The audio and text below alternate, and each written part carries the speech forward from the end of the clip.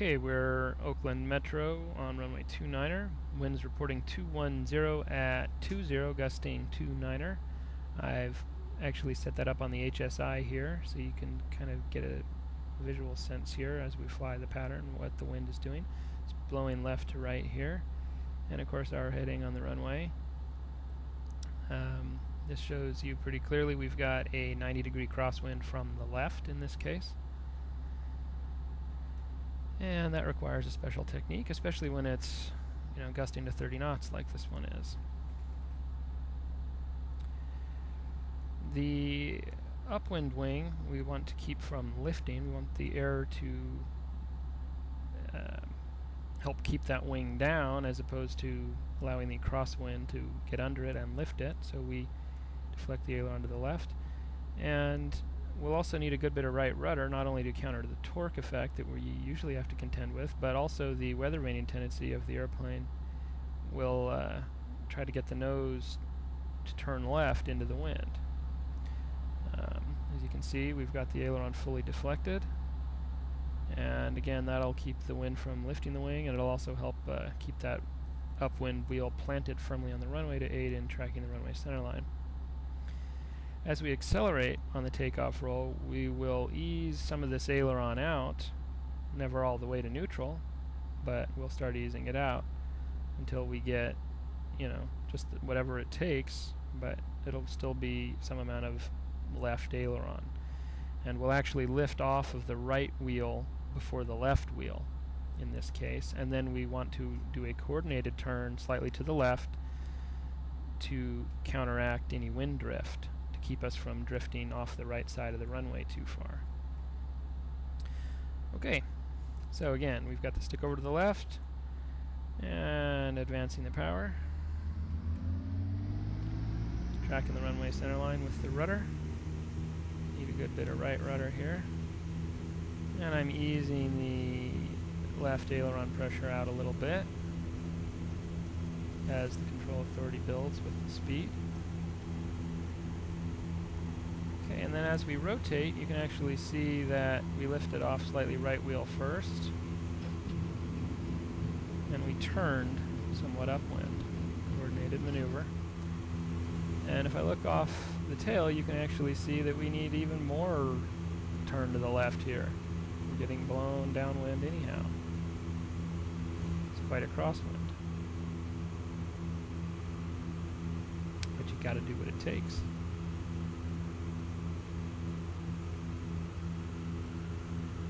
I'm going to fly a pretty quick pattern here just to get us back onto the landing portion here of this demo.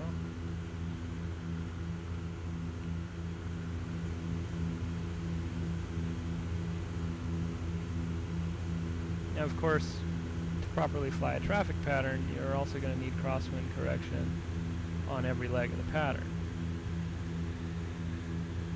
I'm not going to talk about that really, other than to mention that, of course, crosswind affects you anytime when you're trying to fly the aircraft over a defined point on the ground.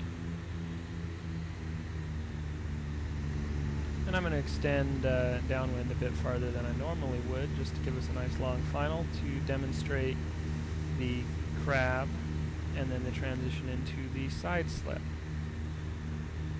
The crab, as you've just seen, is basically just turning the airplane into the wind in a coordinated fashion to counteract any drift tendencies so that we can track a desired course across the ground.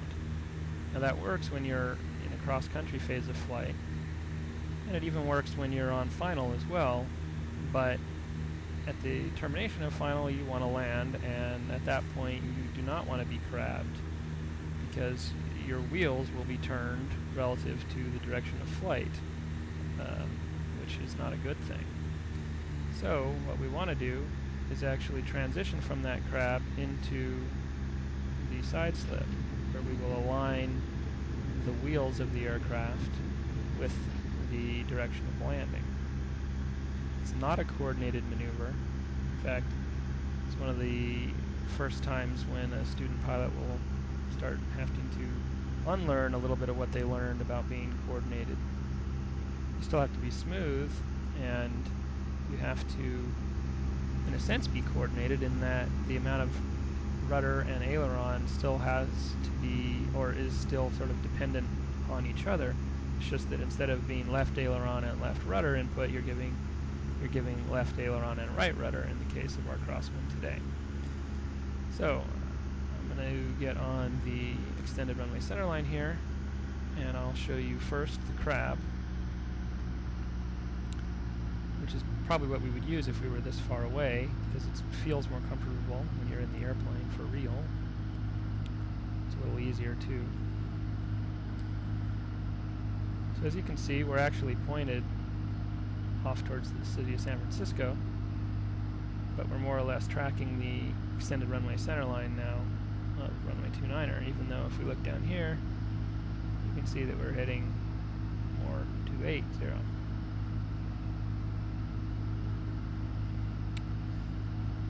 Now, just for the sake of demonstration, I'm going to transition into the side slip at this distance out. So I'm going to add right rudder and oppose it with left aileron. And what we're doing here is we're making it so that the nose is pointed down the runway, so that, of course, our wheels, if they were to touch down, would be aligned with the direction of flight. And I have to bank like this into the wind to keep from drifting downwind. And it's basically, well, this is the wing low method. If I go external, you'll see that we'll also end up touching down on one wheel first, which is how it's done.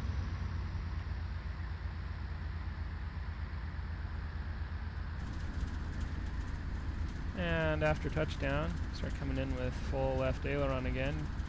Keep the wind from getting under the wing, trying to tip you over.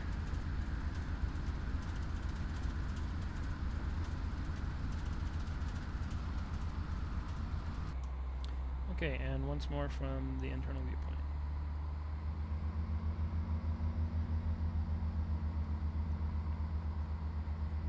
So we're just grabbing, doing whatever it takes to keep our ground track aligned with the extended runway centerline.